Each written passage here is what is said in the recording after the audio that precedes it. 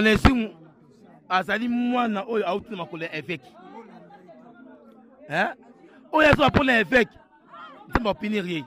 Ye auti mboka kuna na mbujima ikuna aya mayanti na makolo. Mukuna zuye asale délivrance on a seka. Mukuna sali ya bimisi mutu. A formé. A planifié. Lelo Onesimu na finga mukuna. Maman. Etekanga mona mboka ya solo. Na osenga kaka boye. Bakanga biso évêque. Évêque asa na prison. Donc eloko so asenga. Babete etonga te. Ya mibale. Batela poisson te. Oteyi makamona mingi eutaka kote wana. Ebani komba bayebi yango. Eutaka kote wana. Makamona mingi eutaka kote wana. Aya kata prison. Akosamba. Dieu juste. Makamo basali baloba lokuta baloba ya solo biso yebi keza lokuta. Toyebi ba jeune bango bazo sala. Toyebi keza lokuta évêque ayebi likambu te. Makambu na bango wana toyebi keza clique na bango bayokani bakosela évêque makambu. Yango ngena ba pasteur Onesimu boye. Yozo telemena makambu ya pasteur Mukuna. Mukuna azio mukie bokoli ole fufu na ndaku na ye. A délivrer yo du diplôme na ndaku wa Mukuna. Orezo ta fufu liaki te. Orezo ta fufu liaki te Onesimu. Yo Onesimu sembela nzamba lokuta toyebi yango biso nyoso. Ozando kikindoki na yo famille na mo bimbaleka na TV balobango. Okotelemela Mukuna na eloko te. Ngana sembela pa Mukuna te.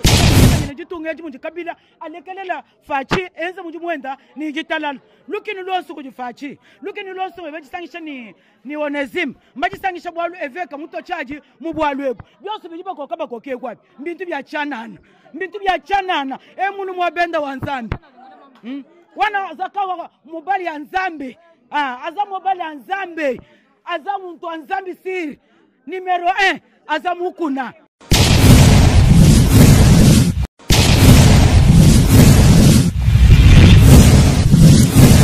Aïe, bonjour, bonsoir. Nabalandi a Teddy Molati, va juste quitter sur terre.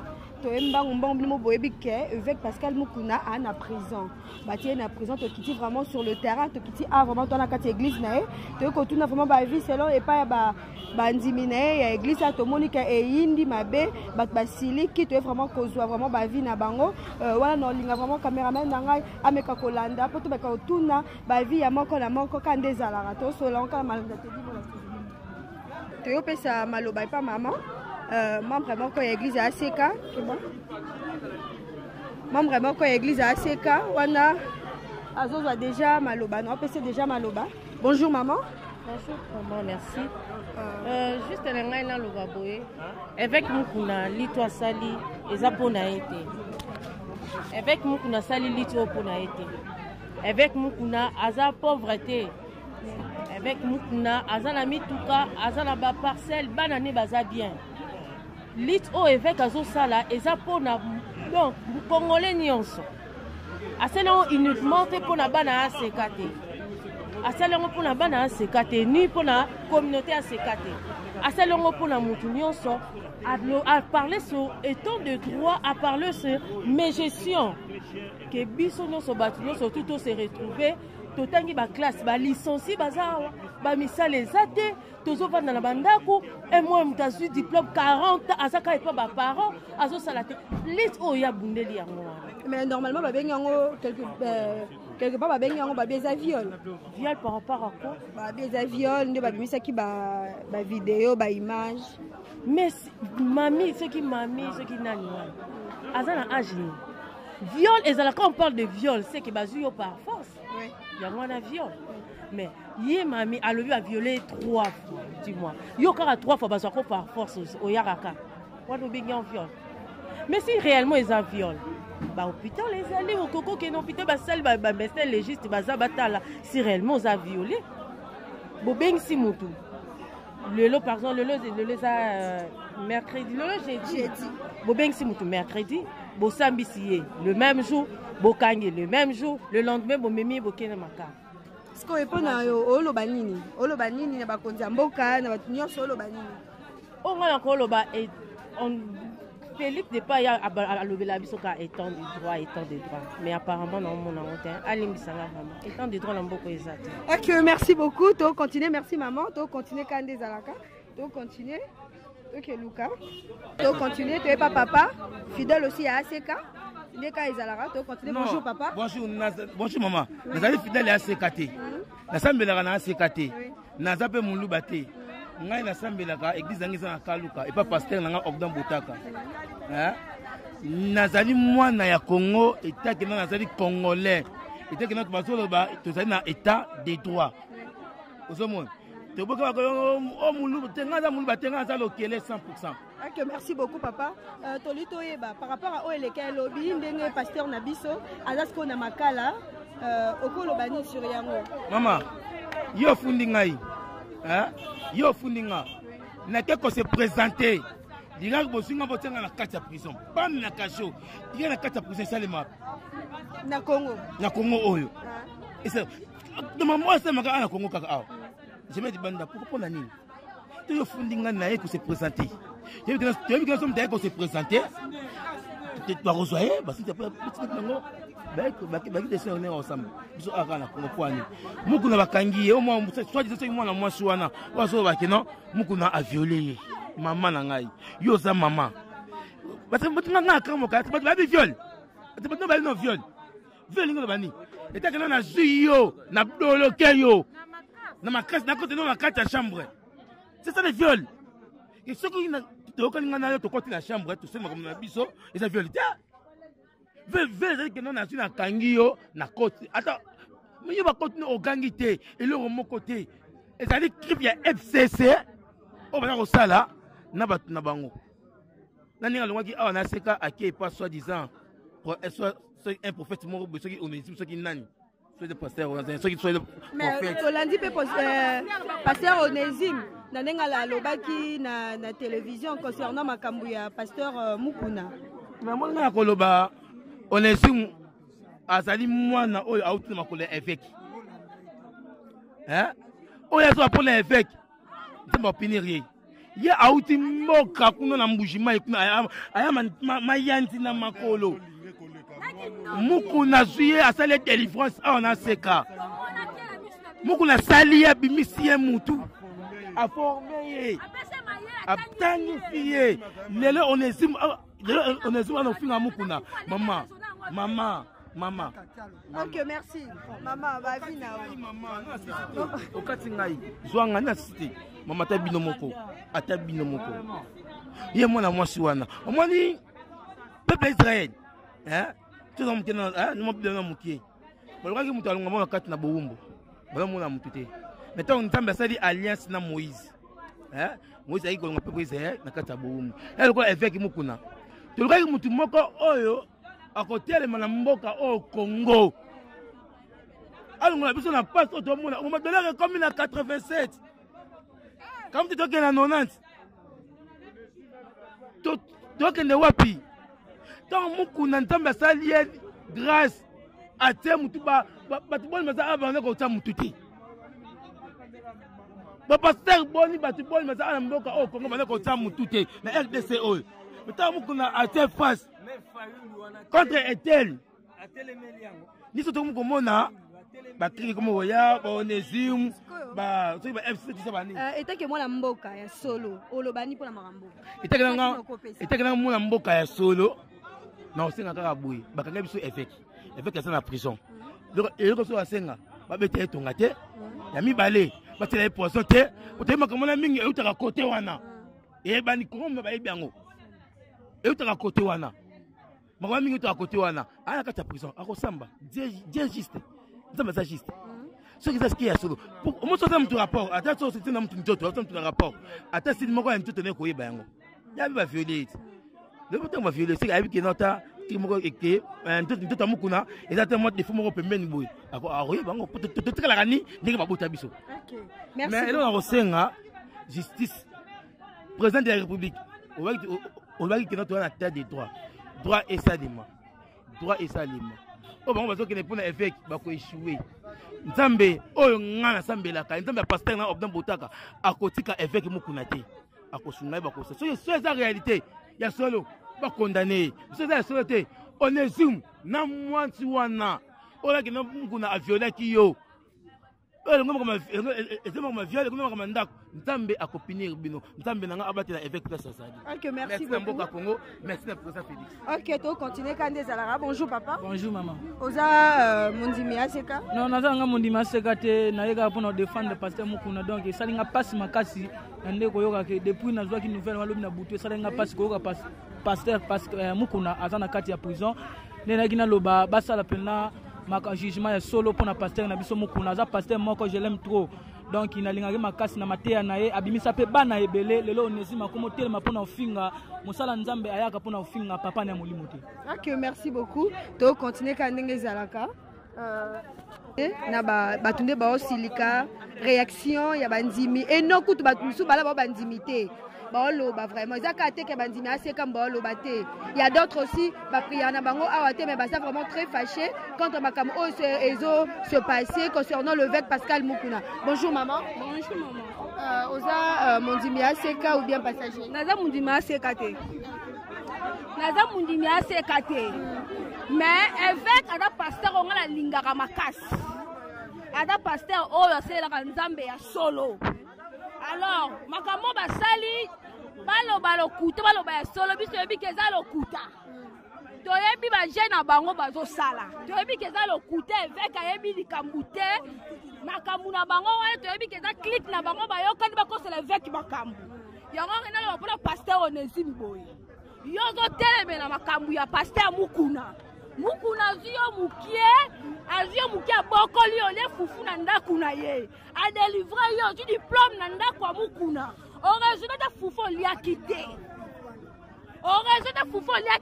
Onésime yabakango makambo akomeli Mukuna lelo ekokomela pe yo Onésime bakosangela opi bakosala click pona yo Onésime osambela nzamba lokuta toyebi yango biso nyonso Ozando kikindoki na yo famille na mobimba lega na TV balobango okotelemela Mukuna na eloko te ngana sambela pa Mukuna te makambo Mukuna otelemela biso bato souffrir biso ba peuple todo souffrir makasi todo nyokwama dollar ekomi na combien lelo todo souffrir makasi mais Mukuna loba te pona nini banakala wala mutate ba pasteur bazebe na mboka oyo mutu moko ta telemela biso peuple alobela biso mais là avec a telemela biso peuple azolobela biso bonjour mosali clic contre hier parce que balingi bon solo te nzamba ko pinir bino. OK, merci beaucoup.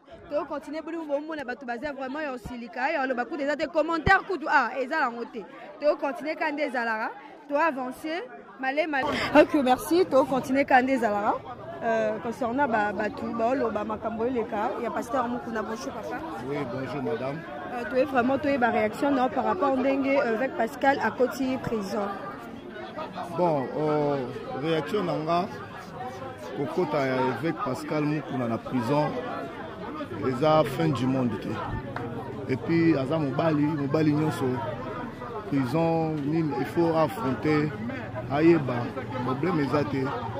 Ils ont mais bitumba oyo les intéressés. Il faut que vous posez la question, il y a bitumba évêque. Oui, bitumba évêque. Plutôt que prison. OK, bitumba évêque. Oui, bitumba évêque est noble. Bitumba évêque est noble. Alors, ça juste c'est pour nous sauver le peuple congolais. Mais moi je m'étonne. Peuple congolais, bazoko kakofungola misute baye bakoma pourquoi évêque azosala makambo yazosala yo ezaka pona yete na famille na ye pourtant eza pona biso ba peuple congolais tozala ki awati fatia du pouvoir bakangela biso Kabila fatia du pouvoir bakangela biso Kabila mais akokanga Kabila ndeni ya loba yeke non na lingité justice ezala influencé par la présidence de la République ou soit par le président de la République. Vous comprenez la loba ki bitumba justice ezala libre indépendant. Siko avec Pascal Mukuna na point na ye na réalité ayebi ndeko na mususu ya FCC mabe basala pendant 18 ans. aluki a dénoncé. Non, mais est-ce que bakangi yo comme makambo FCC, est-ce que bakangi pour na FCC to bakangi pour mamba viol? Effectivement, absolument. Bakangi eza biloko oyo bandeko FCC ba monter. Parce que so tali na otali na plainte na plainte o ba accusé na accusation na eza na viol, mais so tali be viol ezate. So zika kibomoto omona likama viol ezate, mais bazika eloko wana bandeko FCC o nazwa akize. Bazui eloko wana balati yango toyebi bazwa ndeko Jomi Ndongala na makamba viol oya yebite a souffra tant moulayi na prison. Toke na ndeko Frank Diongo bakosela e o abeti ba moura makambo toyebi bien, mais ezaka juste soika hotel mi olobi que non voilà Kabila, allez, là ce n'est rien. Alors justice congolaise, tokoki ko défier yangote. Tozana respect belé na justice. Il faut to tika justice samsana et to influencer justice. Vous comprenez? Alors owana ezana ngona problème té. Parce que tolandi batu na landi semaine passée, semaine au blessé. Nalandi bato bazolo ba makambo évêque bazolo parce que azu courage ya koloba que non, moi je quitte Kabila, alors nazo dénoncer mabe à Kabila. Alors bango lokola bazina bango courage wana te, entre autres ba Onésime nalanda ki moi simo sala ki émission na tokundola et pas ndeko Flavien. Donc tellement bango bazu courage wana te ya kolo quitter Kabila, bazomo nonde Kabila zaka na pouvoir, Kabila zaka na pouvoir. Non. Botika kokosa, botika mikosa. Avec Pascal Mukuna n'a rien fait. Botika yé a évolué na idée na. Biso toza na limité. Biso toza na limité, toza structure moko toza soutenir avec Pascal Mukuna. Toye total ambiance ces armes. Désolé. Okay, merci beaucoup. Keto continue, tu es pas maman. Bonjour maman. Bonjour papa. Yaya. Ngai na rolo bakana munoko na biso. Njingamba bwani mushindu nyimwimane mukashwa kubakwanga bamwelwa yo. Njini chinshi chikole cha jikem. Cha kutangira mwena munju mwanzambi eu.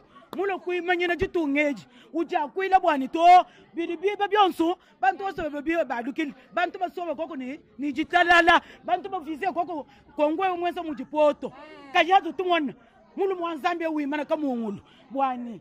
Bwa muchima kuikatika mukongoto bantu bedi bimanye jitungeji munji Kabila alekelela fachi enza munji mwenda ni jitalala lukini lonso ku fachi lukini lonso bejisangisha ni Onésime mbajisangisha bwalu eveka muto chaji mu bwalwebu byose bijiba kokaba kokekwa mbintu bya chanana munu mwabenda wanzambi wana zakawa mubali ya nzambe aza mubali ya nzambe aza muntu wanzambi siri numéro 1 aza mukuna mukongwandeka nibumva même wana mwasi wana za lukuta mwasi wana elokote mwasi ndoki wana basali kaka likitana bangwana soki omoni évêque acheka kaka makambo pona makambo Onésime andimi yango pasteur Onésime aza ndoki aza ndoki chidingi muloji ayeka na mayanji na makolo évêque mutu asokoli évêque asalile délivrance wa kindoki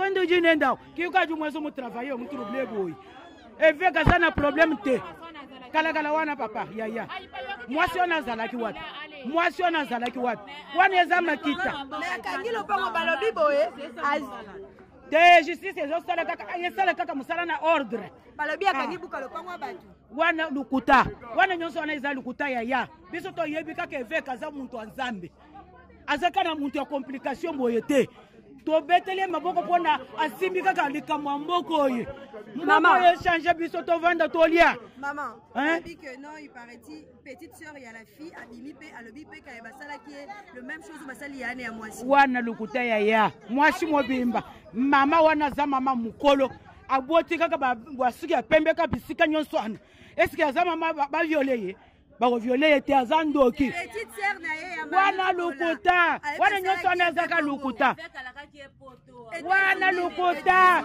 wana biloko wana za biloko lukuta yaya ezaka biloko ya lukuta wana bakangisiki bato batie kaka na kati ya bango baloba kaka boye boye wana nyonso eza lukuta yaya lukuta montage na bango wana eza montage message na nga batika kaka nani asamba asamba bakanga ye bongo te asamba bakanga muntu bongo te yaya aza mwana bato aza mwana nzambe akobima na ye na kombo ya Yesu makambo nyonso wana ekosila mwasi wana akozwa kaka mabe 1000 fois olimvo yaya ngai nazolela makasi ngai mwasi wana aleki biso baleki ya mukuna biso toza baleki ya mukuna tala baba toyebi ete asaka ina biso mingi tozala kaka pembeni boye wana komona kaka ndenge tobundaka mwana ya muntu wana aza muntu nzambe.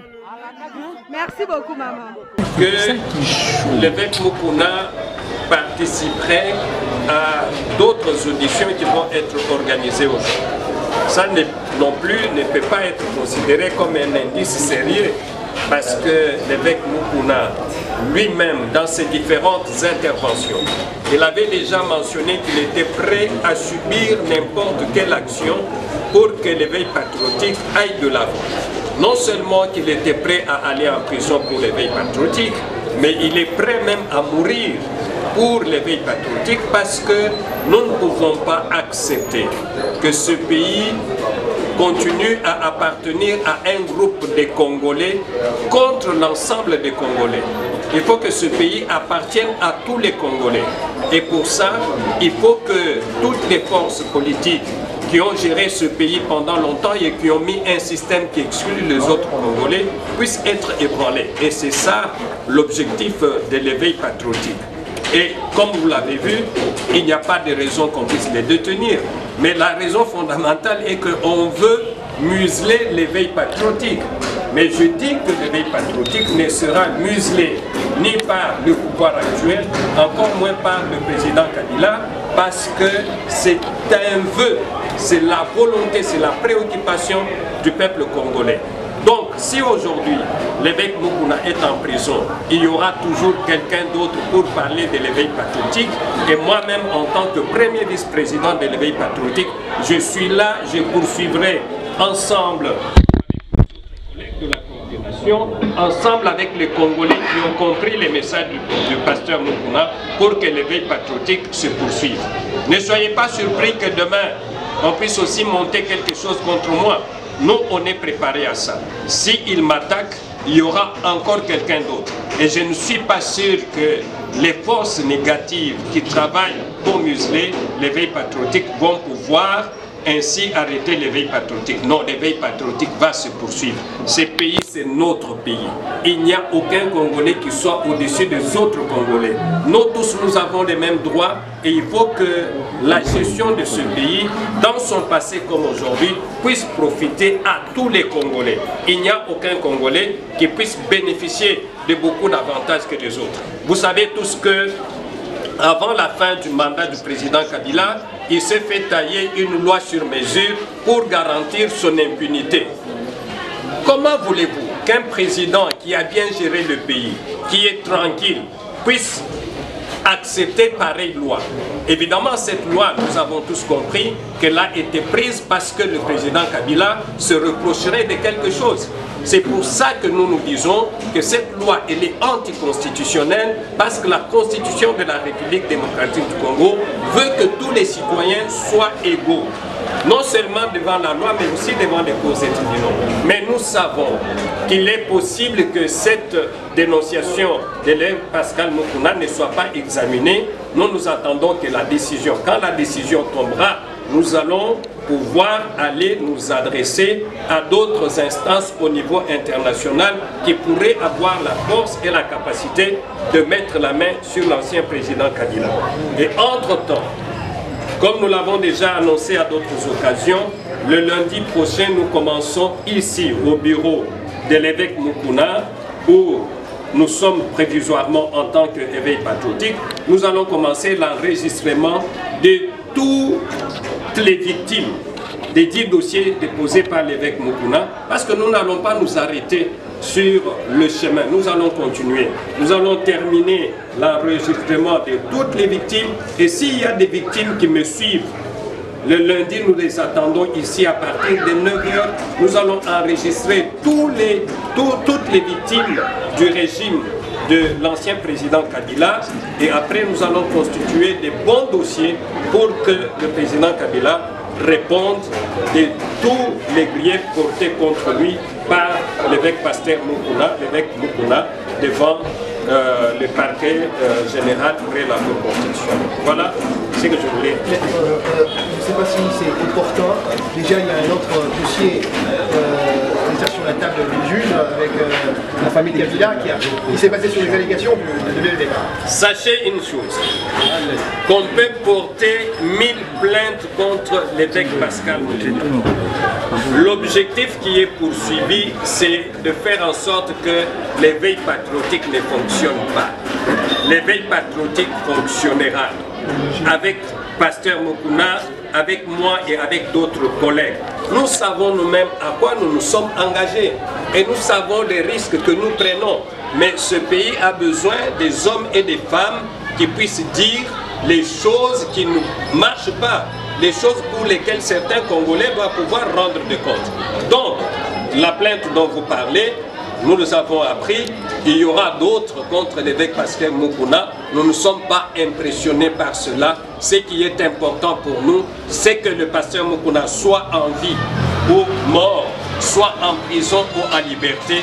L'éveil patriotique continuera à sensibiliser le peuple congolais pour que nous puissions prendre tous conscience que dans cette nation, nous n'avons pas de rois et des esclaves. Aïe, wana Botsolanda, vice-président et ACK, Atioloba, Yobaksa Kutu Ezate. Apesi biso ba détail nyonso alobi o esengela ki aloba mingi aloba vraiment ezate. Là je dis merci et à mon boss te dit mo la TV na balandi nyonso na internet nyonso bolandi biso to komi déjà na suka émission na bino. On se retrouve prochainement ba bito ya okuta na bango sur lundi ndeto okuta na ndeto aussi ça doit mwakamoto que non malembe on a pesi sous merci beaucoup et à Tichik Prince mon caméraman qui est le derrière le caméra. On a ba gros bisous na bino nyonso. On se retrouve prochainement, bye.